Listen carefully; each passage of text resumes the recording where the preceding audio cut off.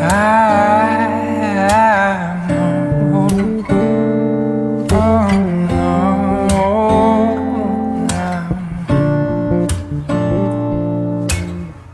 left and right, buzz like crazy. Everybody's trying to stimulate it.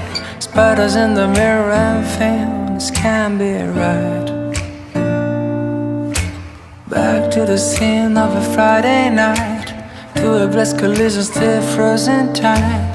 Spear drinkers, Cupid and the sound of her first chime. And why did you argue?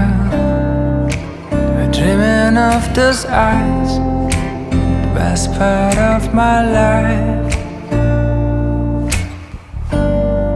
And when we make love, babe,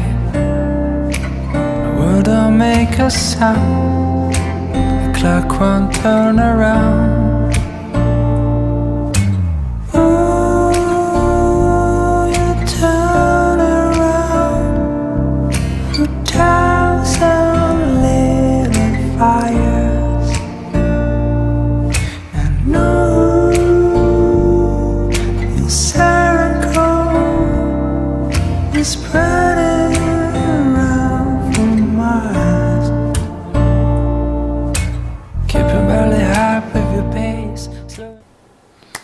Hello my friends, welcome back to my channel.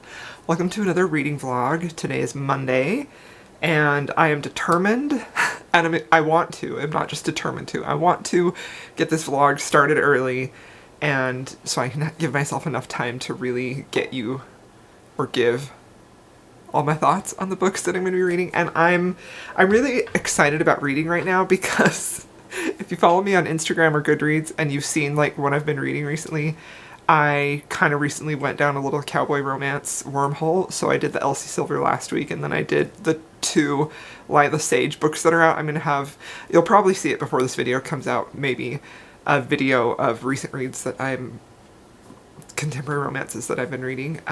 And so I didn't want to be done with that. I didn't want to be done with it. They were just hitting me in just the best way. So I am currently right now in the middle of a book called Alive and Wells by Bailey Hannah.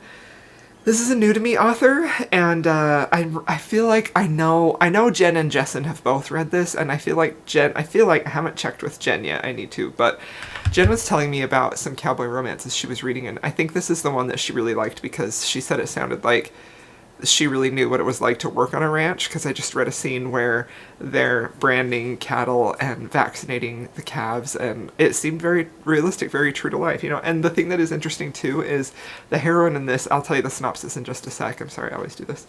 The heroine in this is very much like a city girl, and she ends up on this ranch kind of like working as basically like a ranch wife where they do the cooking and the cleaning and stuff like that, but she ends up helping with the vaccinating one day.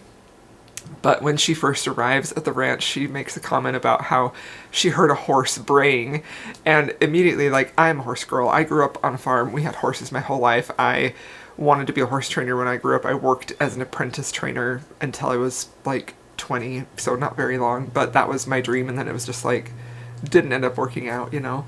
So I know a lot about horses, and farm life and ranch life and things like that. So I was, at first when I heard her say she heard a horse braying, I was like, oh, come on. Horses don't bray. Mules and donkeys bray. Actually, do mules bray or only donkeys? I know donkeys bray. I don't know about mules. Anyway, but then it kind of occurred to me that she was probably, I hope that was a deliberate move on the author's part to make the girl feel like a city girl, and it wasn't just put in there because horses don't bray. They neigh, they whinny.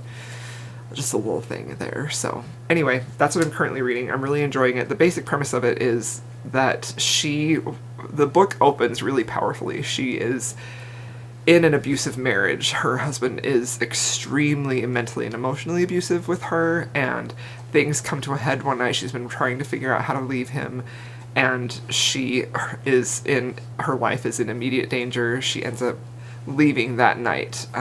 And so she ends up working at this ranch, and the hero is the ranch owner, so that's it's just super fun. I'm really enjoying that a lot. And then the other book that I for sure want to get to is A Tempest of Tea by Hafsah Faizal. And this is a YA fantasy vampires. I think there's some magical tea in here. This has been on my TBR forever. My patrons voted when I gave them some fantasy books to choose from. This was the one that won for me to vlog throughout the month, so I'm going to be reading and vlogging this. So I have pretty high expectations for both of these. I feel like I'm going to really enjoy both of them. I feel like I'm going to love the Cowboy romance, and I am hoping I'm going to love this. I think I will love this, but I have heard a few, I've heard a few people be disappointed in it, but I've also heard people that I know and trust really, really love this, so I'm excited about this one. So that's the plans for the reading vlog. I'm not sure what else I will include, but for sure those ones, and I'll update y'all later. Hello, my friends. Welcome back to my channel. Oh my gosh, I just have been filming videos back to back, and so everyone I was like, welcome back to my channel. I don't have to do that. This isn't, you're not new. Y'all are watching my vlog. You've seen the first clip. This is the second clip. Hello, how is everybody? I did it again. Okay, let's do a reading update. So I am about an hour, I have about an hour left of Alive and Wells, the Cowboy romance that I'm currently reading. And I will say that I'm overall really, really loving this book. Like, I really, really am. I was kind of thinking for a while that maybe I wasn't loving it quite as much, but there's just so much about this book that is really, really speaking to me. So, you know, one of the main parts of this book that I am really, truly loving is watching these two. I mean, I love, this is what I love in all romance, right? It's watching the two of them want to be together. And because they want to be together, to be a couple, not just be together physically, because they want to be together as a couple, they are working for that. They're fighting for that. They are putting things in place that is simultaneously them being vulnerable in this moment and opening themselves up to potential hurt, because they want to be with this person more than they fear getting hurt. And I think that's especially true because both of these people in this relationship, you know, Austin is our hero, and he is such a manly, masculine man, you know, like, he is the rancher. He's made it a point to say to the heroine, like, she calls him a cowboy, and he's like, I'm not a cowboy, I own this, I'm a rancher, you know, this is more than just a day job for me. I don't just go out and work with the steer and work with the cattle and then call it a day. Like, this is my business, this is my family's legacy. And so he has, like, so much on his shoulders, so much riding on his job, and he's not necessarily quick at all to warm up to her. You know, he sees her as a city girl who has walked in to a job that he feels like is more demanding and more than she's capable of. He doesn't know her circumstances. He doesn't know she's just escaped an abusive marriage. He doesn't know that her husband literally threatened her life and she's trying to escape and walk away. All he knows is she walked in, she's not prepared, she's not qualified, and so he kind of does have a chip on her shoulder, and that's definitely combined with the fact that he's attracted to her. Like, he finds her beautiful. And, you know, there is part of his personality, and this is something that is one of the things that made me feel like maybe this book wouldn't be a 5-star for me. There is a big part of his personality that is very aware of his own body's physical response to her, right? So he'll notice things about her, and I've been very critical about this before, like, he's noticing her breasts, he's noticing her mouth, he's noticing, like, the, you know, things that feel a little crass that I personally don't want in my romances. But it's not overwhelming, you know, and I think the thing that makes it not necessarily work, but isn't putting me off a whole lot, is the fact that he is so very earnest in his feelings for her, in his inner dialogue about her, you know, because he'll have a moment where he clocks, like, a physical response to her in a way that feels a little off-putting, and then he'll immediately sort of almost retract it and think about her in a different way. And I personally really enjoy that, and I'm really having a good time being in his point of view, because while there are moments undeniably where he's very physically attracted to her, he is so drawn to her in a very tender way, in a way that makes him want to protect her and take care of her. And it's so beautiful. It really, truly is. It's a beautiful thing to watch his thought process. And I think that, you know, this author has a very good grasp on her characters. She really knows them inside and out, and she is writing them in a way that feels just beautifully done. I think that I am definitely leaning more towards, I prefer the hero over the heroine, The heroine, she just escaped a very dangerous situation. She left her husband for the first time. She's been wanting to leave him. He is abusive. For the first time, he became physically abusive instead of just emotionally and mentally abusive. And she has found a way to escape, and so she does. And, I think there is something to be said for the fact of a woman who leaves an abusive relationship or finds herself aware of an abusive relationship and sees an opportunity to get out of it, and her first interaction with an attractive man, I think it's only natural, I think so, to feel feelings that she has maybe been repressing or suppressing because of the man she was with who she didn't feel safe with and who she didn't trust and who she didn't even like, honestly. So the first meeting between Austen and Cecily is very much based on attraction. She is the driving force of she's attracted to him, she wants him. And I think initially I was maybe a little put off by that because that's just my tendency. I don't love romances that are lust-driven like that. But, the more that I thought about this and the more that I read about this character, it seemed like a very valid response to a woman who has been very, very suppressed for a very long time. And all of a sudden she sees this big, powerful cowboy come in to save her from her tire being flat, and her initial response is attraction and desire. So all of those feelings that she, that humans typically have, she was in a situation where she wasn't allowed to feel those, or she wouldn't allow herself to feel those. She was in a dangerous situation. She couldn't feel an attraction. And all of a sudden she does. So, and that's the thing that I mean when I say I feel like this author has a really good grasp on her characters, but also on humans as well. So the characters in this book are really winning me over. I'm not really talking a lot about plot points because the whole plot is surrounded, she's left her abusive husband, she's on this ranch, she's working the rancher, that's the romance, right? So there are a ton of little interactions between the two of them that is driving and building the romance. But now that I'm at the point where there's about an hour left, this is a couple who is together at this point, But we're approaching the point of, what is the third act conflict going to be? So at this point, there was just recently a third act. I wouldn't call it the main conflict, but there was a conflict and there was a disagreement. There was this moment where the two of them were kind of getting a little too afraid of the feelings they had for each other. The feelings they were having for each other were too strong and they were afraid of getting hurt. And so you could see both of them kind of back away. And I've heard a lot of readers talk about how frustrating that can be as an experience to read. And I think it can be in the hands of an author who doesn't really understand humans. This author understands humans. She understands how it might feel to be afraid and how it might feel to be so deeply in love, but that fear is the thing that's ruining you. So I am really, really loving this book. I suspect it will be 5 stars. I'm going to go ahead and finish it, and then I'll come back and update you with my final thoughts. Hello, my friends. Okay, so I finished Alive and Wells, and I really, really enjoyed this one. Now, I will say that the ending, the final conflict, which to me, I feel like there was a third act.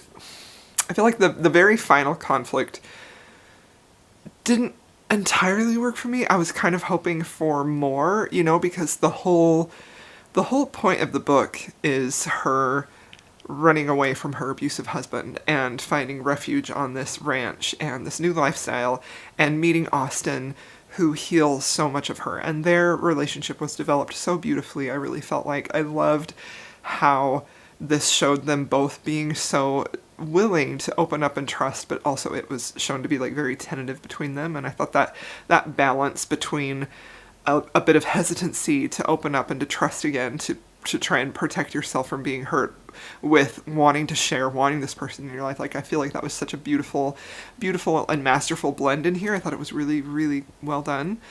But the overarching, like, the whole driving force of this book is her leaving her abusive husband. And so I did feel like the final conflict and resolution with her husband seemed very anticlimactic. Not that I guess I did. I did kind of want there to be a big showdown. I wanted there to be a really triumphant, more obvious thrashing, I guess, of this abusive man who had hurt her so much, And maybe it was compounded by the fact that I listened to this on audio, because the male narrator is the one who narrates the point of view when the husband comes back into the picture, and his voice was so whiny and nasally, and there was no threat, there was no danger there at all, and I didn't like that, you know. So I feel like the opening scene sets up this book so well and creates this sense of fear of, like, she has to escape, she is in danger. And then the ending of it just kind of, like, petered out a little too much, and like, I guess if it had gone a little harder in that way, then it would have slotted more easily into, like, a romantic suspense, and that's not what this book is. But I feel like I was hoping for more with that final, like, ending of that, you know. But like I said, like, everything else within the romance was really, really good. So I am still going to give this 5 stars, but this is more like a 4.5 rounded up, because that ending, I feel like, was not great, that final ending, especially considering that the entire, and this is really why it's not going to be a full 5-star, because the whole purpose of the book is hinging on this abusive relationship and how he mistreated her and how he, you know, put her in so much danger. And so then to have that kind of just feel like the threat never really even existed anyway didn't really sit right with me. But at the same time, I don't feel like this book is a 4-star, because there were so many beautiful romantic moments in here with great characters. And so yeah, I think it's a 4.5, but I am going to round it up to 5 on Goodreads. And I still, like, super enjoyed it. I definitely want to continue the series. I want to read more from this author. Like, I really, really enjoyed it. Again, I will say that their romance was just developed so beautifully. I really, really enjoyed it. I thought it was good. So final rating on that is 4.5 rounded up to 5. So now I'm going to jump right in to A Tempest of Tea, and I'm excited about this, although I will say that I am so heavily in a contemporary romance mood, which is interesting, because last month I was like, I don't even want to read contemporary romance, and now I'm like, that's all I want to read, because I also just finished In the Details by Julia Wolf, which comes out today, and I also loved that one as well. So I'll do, I think I'm going to do just a video about recent contemporary romance reads. I have so many videos that I want to get done this month. So anyway, that's my thoughts on this book. I'm going to go ahead and dive into A Tempest of Tea, and I will talk to y'all when I have something to say about that one. Hello, my friends. Okay, so I am reading A Tempest of Tea. I'm going to put a picture in here. I'm reading A Tempest of Tea. I am on chapter 7. So let's see if I can find... I'll show you. I'm only this far into it, okay? So I'm just kind of barely into it. And I'm honestly really struggling with this book. I started reading this book after I first got it earlier in the summer. I tried to read it, the audiobook. The audio narrator is great. The whole concept of this is basically there's this tea shop called Spindrift that kind of is a special place for vampires to feed and for humans to have, like, tea and things like that, and there is a risk that the people who own Spindrift are going to lose the shop through no fault of their own, and so a heist is being created to stop that from happening. And I feel like the plot itself is interesting. I don't have a problem with it. I think the plot itself is actually pretty fascinating, and honestly, I do really love any type of a vampire... My arm is getting tired. Any type of a vampire book. Like, I really, really love vampire books of all types. But, you know, when I first started this, I kind of felt like maybe I'm just not in the mood for this. Maybe I'm not really in the mood for a YA fantasy. Maybe I'm just not in the mood for it, you know?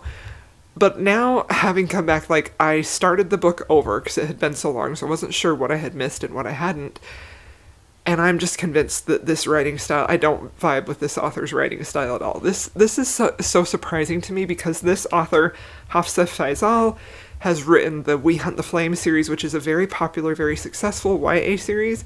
And it is kind of shocking to me how much of this writing style is what I am very critical of in romanticises, which is just an overwhelmingly inner dialogue telling you backstory, history, and telling you everything that's happening. It's just almost like a dictation type of style. And even if it was simply just a telling versus showing issue, it's still the fact that one of the main reasons that bothers me so much, sorry, my thoughts are all over the place. One of the main reasons that bothers me so much is because it's the author implying that we are not smart enough to pick up the clues that they're putting down. So this feels like a very hand-holdy book. There's nothing in here that is surprising. There's nothing in here that is allowing me to come to my own conclusions. And even there are times when things are shown to us and then the narration will immediately tell us that as well. So I'm just really struggling to feel invested with it right now. So because I'm not very far into it, again, I think I'm only like 10% in. Let me check because I am listening to the audio. What's the percentage, people? Okay, this says I'm 16% of the way into it, which is pretty significant. So I'm going to give it a little bit longer. I'm going to try and get to at least 25%. But if by that point I still am not enjoying this, I'm just going to DNF it because I have been on such a roll with my reading. Like, I have been reading so much and I've been loving everything that I've been reading, and I don't want to get slumpy. So I don't even know if I'm going to get to 25%. I'm going to give it a little bit longer, and if not, then I will DNF it. And I will be really sad because this book was highly recommended. This author was highly recommended. And I feel like there are a lot of things in theory that this should really, really work for me, but I'm just having a ton of problems with the way that her writing is, you know? And while there are sections of this where the prose is pretty, again, it's like, at what cost? You know, like the entire purpose of the prose is to get me into the story. The prose needs to be contributing to the overall feel of the story, to the feel of the characters. It cannot just be beautiful on its own if we're talking about something that is supposed to largely be about story, right? Literary fiction is another thing entirely, because that is, again, largely about the prose and not so much about the story. It's more about the characters and things like that. But I'm just really kind of shocked at how much of this is purely internal dialogue. Like, I am pretty shocked about that. It doesn't feel like that should happen in a book with an author who's really established, who is a seasoned author with a big publishing house. Like, I'm a little dismayed at that. I'm not sure who the publisher is. It says FSG. And this is like upper YA. Farrar, Straus, Giroux. I've literally never heard of this publishing company before. Oh, it's an imprint of Macmillan. Okay. So, interesting. I haven't read a ton of YA. I like YA. I really do. There are some YA books that are my favorites. But, so it's not that it's a YA issue at all. It's this author's writing style, and maybe specifically this book, this feels like a huge step back. This doesn't feel like a developed writing style. This feels like she is literally telling us every single detail that's happening, and I can't stand that. That is one of my least favorite writing styles. So, I mean, I don't know. Even like okay, I'm gonna stop talking about it because I'm getting ranty, but I am pretty disappointed. So if I DNF this, I'm gonna probably just pick up something else that I'm just really in the mood for, and who knows what that will be. I also want to say that I have a tier on Patreon where you can vote on a book for me to include in my reading vlog for the week, and I had some fantasies and some fantasy romances, and so this was one of the books on there. This was the one that won, but man, so I apologize, patrons, if you see me DNF this, but I just can't. I can't just push my way through a book and not be enjoying it. And it's not like it's very long, but it feels like it's long, you know? So, yeah. All right, I'm going to try and continue reading that, and if I decide to DNF it, I'll let y'all know. You'll know what happens regardless, because the reading vlog isn't over yet. Here I go. It is time, it's the perfect summer night.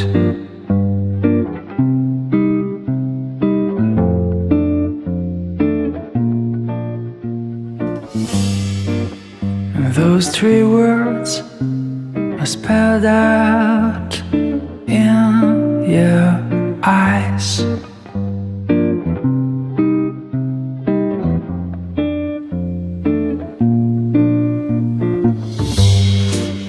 But before I go on, say something. laughing around.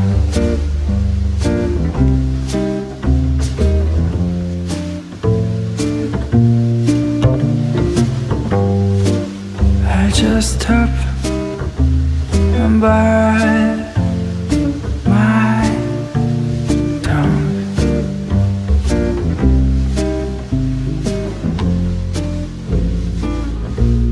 'Cause you've been told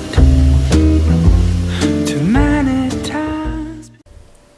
Hello, friends. Hello. Okay, so I did not actually make it that much further into A Tempest of Tea before I decided to DNF it. I think that, I don't know, especially when I'm trying like a new author that is an author that people that I know, like, I kind of trust their opinions, that I know that they love, it really is hard for me to like give up on an author, and so I'm not going to give up on that book. But I gotta be honest with you, the fact that I've tried that audiobook twice and it didn't, like, I struggled through it both times. It's not it's not at all the premise, it's not the characters. I mean, maybe it is a little bit. It's not the world. I think the world is interesting. I think the premise is interesting. I don't really feel like I know much about the characters. It's 100% the author's writing style. And I'm not sure if that writing style is specific to this book or if this was in her We Hunt the Flame series, but this was a struggle. This was a struggle. And honestly, I know this was very much probably a choice for her writing style, but it just kind of flabbergasts me that there would be so much hand-holding going on in here, to the point where I just feel like nothing is happening other than nonstop internal dialogue and telling me what's going on. And that translates into a very dull reading experience, because there's not really anything for you to discover or to make your own estimations or guesses about. It's just very boring. So I gave it up, and I am sad about it because I love vampires, I love tea, I love the whole premise of it. You know, I had a feeling, I just had a feeling I was going to like it. So I think I may at some point try to read it physically, but if I do that, it's going to be a long time coming. And that is a book that is a specific copy, not the book itself.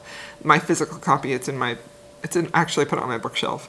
It's special to me because I bought that on my birthday when my husband took me to a sci-fi and fantasy bookstore here in Utah. So I'm emotionally connected to the item of the book, but I'm not emotionally connected to the story at all. So that is disappointing. I mean, that's the whole thing. I got something like, I don't even remember how far I got into it. Let's check, unless I took it, because I was listening to it on Scribd, which is now Everand.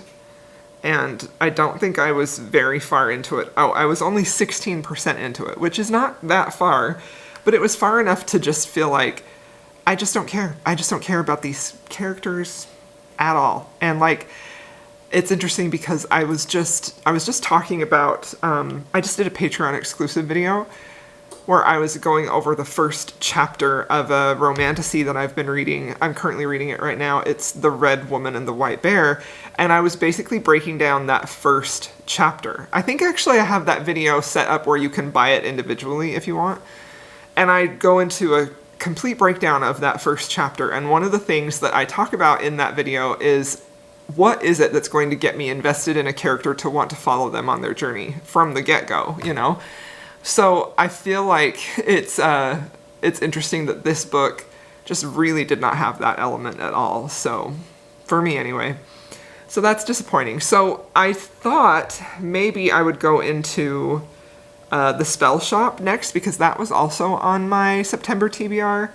But that one is really, that one is like a 12-hour audiobook. And I would like to get this vlog finished without, like, I don't want to be working on this on the weekend. I try to have my vlogs finished throughout the week so that I have my weekend to kind of do catch-up reading of physical arcs and I don't have to stop and film as I'm reading them, you know?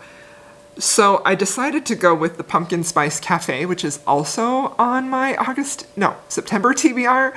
And I don't really know much about this other than it is a cozy mystery small town romance kind of mashup. So I basically have started this one. I'm 25% of the way in, so I'm much further along in this than I was, not much, I'm about 10% more into this than I was a Tempest of Tea. And I will say that I was pretty captivated by this one right away. I think it's very charming, it's very cute, and I also feel like it may be helping that my expectations for this one are quite low, because I'm not expecting, and this is going to sound like a dig, but I don't mean it to. I'm not expecting literary greatness like I feel like I really was with The Tempest of Tea. Like, I was expecting to be wowed with the story. You know, it was kind of compared to Six of Crows, which is one of my favorite books. And I don't feel like, the only similar thing to that is that it has a heist in it, and we didn't even get there. The heist didn't even seem interesting. So the Pumpkin Spice Cafe starts out with our heroine who comes to this small town, and she ends up basically taking over her aunt's cafe, her coffee shop. She makes that decision because she had a corporate job. She was like a personal assistant, receptionist type of thing. And she walks in to discover her boss had passed away at his desk from a heart attack that was caused by stress. And so now all of a sudden, you know, she's this young woman, but she's fearing for her life. She doesn't want to be stuck in a dead-end job that just causes her stress for the rest of her life. So she takes her aunt up on the offer to come and run the Pumpkin Spice Cafe. So she's in this small town. And this book is very charming overall. It's not necessarily anything that is riveting or really like capturing me, but the whole vibes of this, it is definitely a perfect fall, cozy, small town vibe.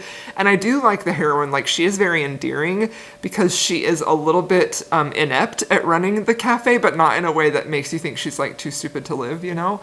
But she expresses a few times she has this desire to fit in and to belong in this small town.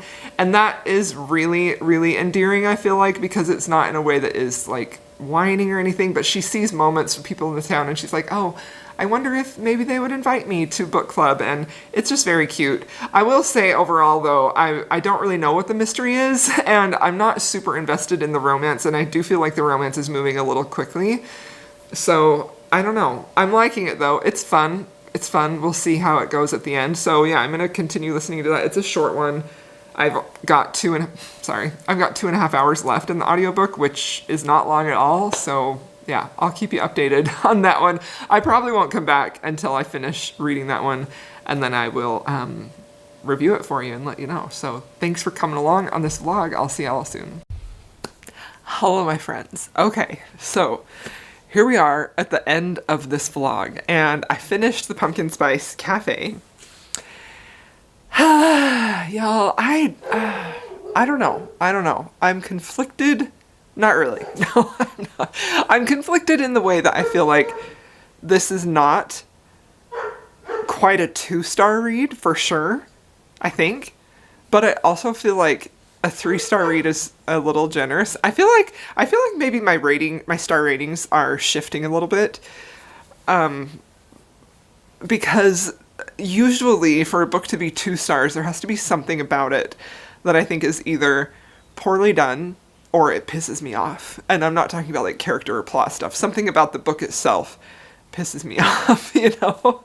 So I think that if I were to summarize how I feel about the Pumpkin Spice Cafe, I'd feel like it's okay.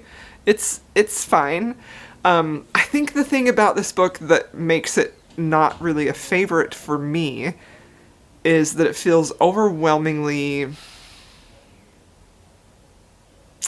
just kind of average, and like that's not even true, because if a book is average, then it's probably a 3-star book, right? This book has 55,000 ratings on Goodreads with an average 3.47, which I feel like is pretty generous, you know?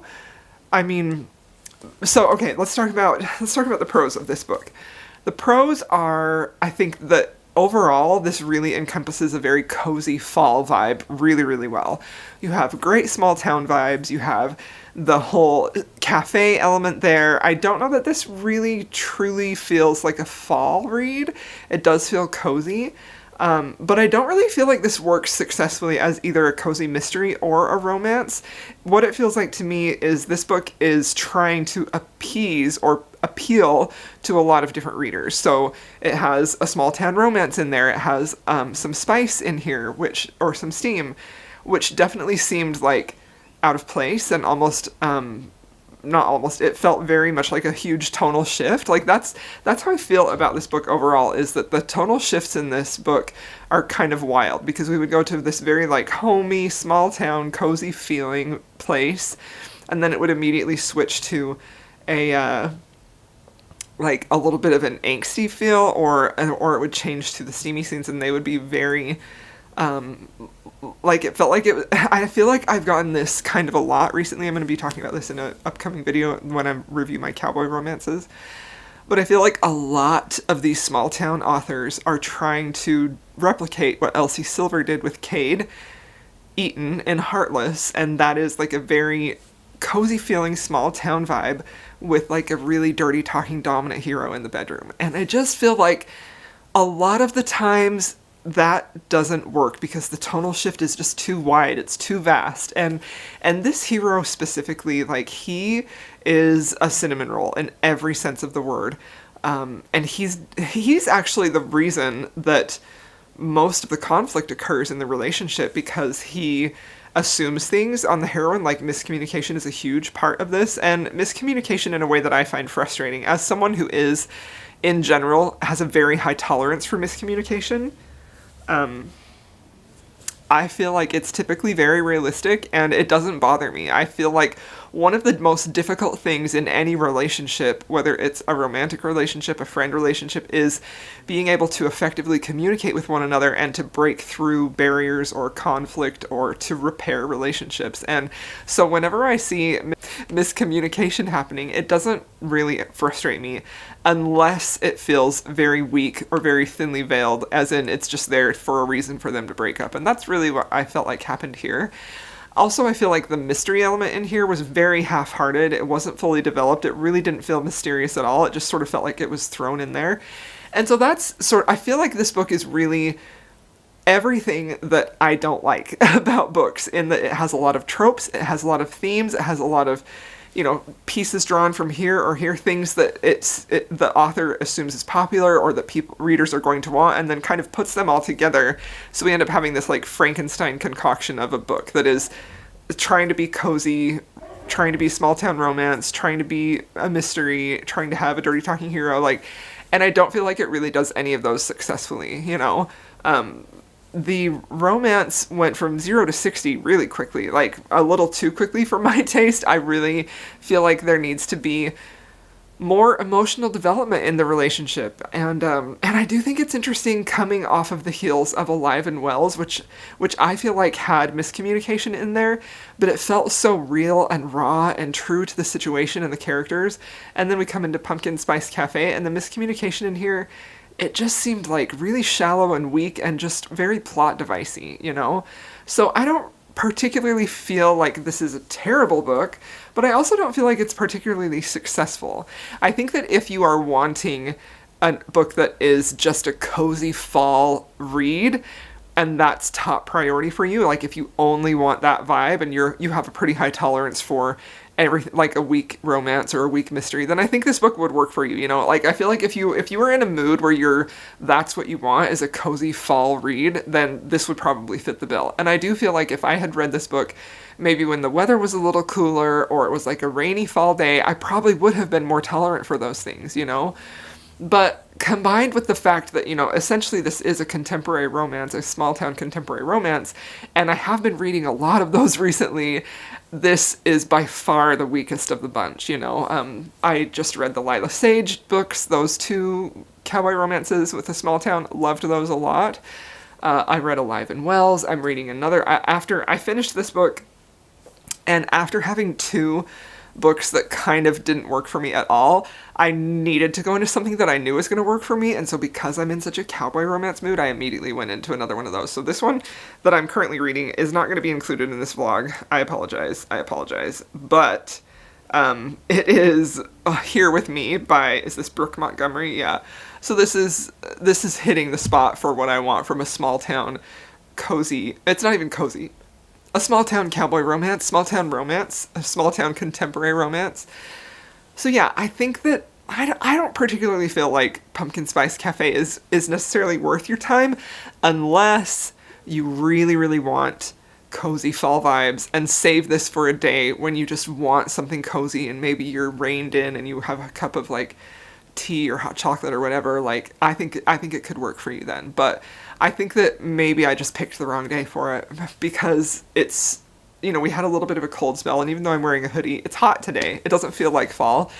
And so all of that combined, I'm just sort of like, this is just very average, you know. And there were parts of it that were cute. Some of the banter was cute, but nothing in this book felt like it was given enough time or developed enough to really matter. And I think that it has a piecemeal effect because of that. So there are a lot of things in here that readers like, but I don't feel like any of them are really executed in a way that readers like. That's just my opinion. So overall, 3 stars. Not terrible, but nothing really to rave about. But could I see myself rereading this in the fall if I really wanted a cozy fall read? Yeah, I probably would, honestly. So there you have it. All right, my friends, thank you so much for watching this vlog. Thank you so much for being here. I hope you enjoyed it. I'm very grateful to have you here. If you want more videos from me, if you want more interaction with me, more one-on-one time, please feel free to join my Patreon. The link to that is down below. And if you're new here, please like and subscribe. And I've got more videos, at least 1 or 2 a week. Right now I'm doing 2. So if you've made it this far, please leave a pumpkin emoji for Pumpkin Spice Cafe. And I'll see y'all in my next video.